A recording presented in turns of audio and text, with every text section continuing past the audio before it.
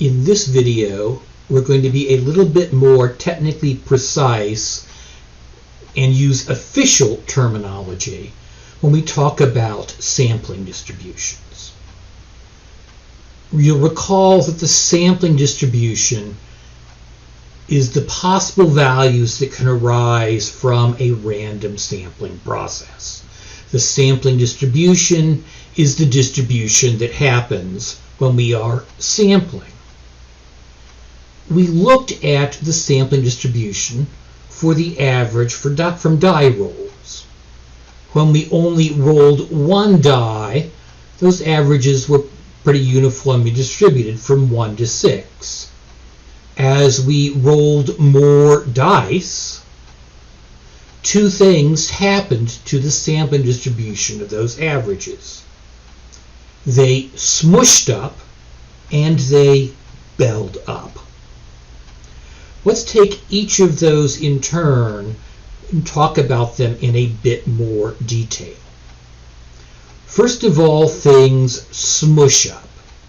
In technical terminology, this is what statisticians call the law of large numbers.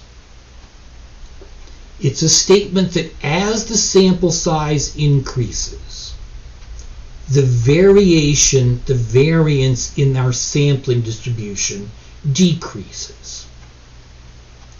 Basically, we're saying as we get more data, we get more accurate.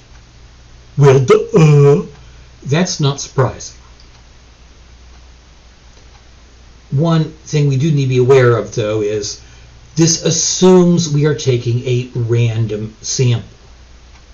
When we were rolling the dice, we actually had to roll them each time. We couldn't just pick them up and put them back down again. Any sampling procedure for a law of large numbers to kick in assumes we are truly getting a random sample. We are truly getting new information each time. Another way of thinking about things, Las Vegas is a living monument to the law of large numbers. Law of large numbers says as we get more random data, the amount of overall uncertainty decreases. Think about the number of bets being placed in Vegas each day. There are millions of them. The sample size is so huge that there is, on average, essentially no variation. The casino is not gambling. They pretty much know what's going to happen. Now, you go to Vegas, you're not placing a large number of bets. Even if you're placing 100 bets, 1,000 bets, there's still some uncertainty going on. You are gambling. But the casino is not.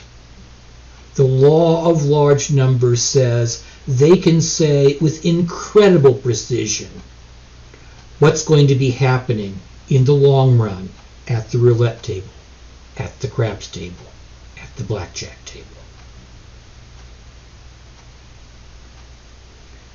The other thing we noticed when we were rolling our dice is that things belled up. In technical terms, this is known to statisticians as the Central Limit Theorem. It's a statement that as the sample size increases, the sampling distribution of the mean approaches a normal distribution no matter what we start off with. Yawn. That's boring, Dr. Asp. Wrong reaction. You should be excited. You should be singing and dancing. You should be celebrating. You should cherish the Central Limit Theorem. Why? Because the Central Limit Theorem means that we can use bell curve-based procedures to analyze just about anything.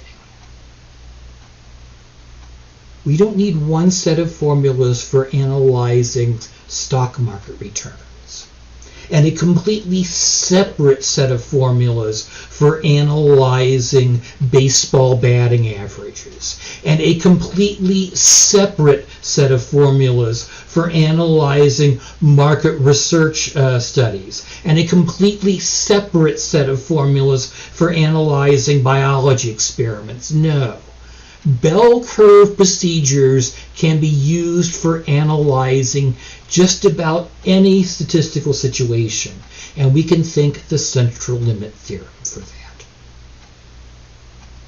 So in summary, two key phenomena happening in sampling distributions.